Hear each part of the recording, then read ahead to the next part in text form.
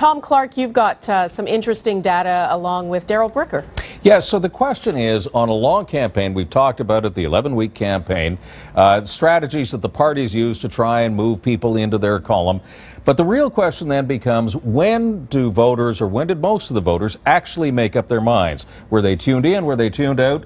Daryl, tonight on the Election Day survey that you've done, you asked that question. What have you found out? Well, you see, almost half of the people we interviewed made up their mind before the campaign even started. But I always find it interesting how many actually made up their mind in the voting booth today. 6%. That could be significant in some ridings. Well, especially in those swing ridings, you're absolutely right.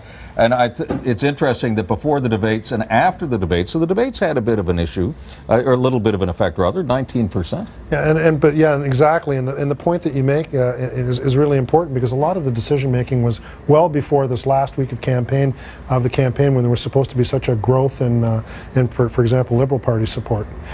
I want to go to another chart now. I think this one is fascinating because it's taking your numbers, the Ipsos numbers, from where we are, or the last poll you did before the election, which showed that we're on screen. Here we are, 38, 31, 22.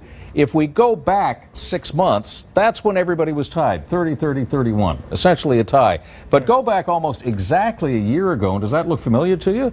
38, 31, 23, almost exactly what it is today. Much sound and fury signifying nothing over the space of the last while. We returned ourselves to where we started. It's amazing that in the course of 1 year, there was a big discussion, and everybody at the end decided that they liked where they were a year ago. And interestingly, Tom, you see that every party has led at some point over the space of the last couple of years.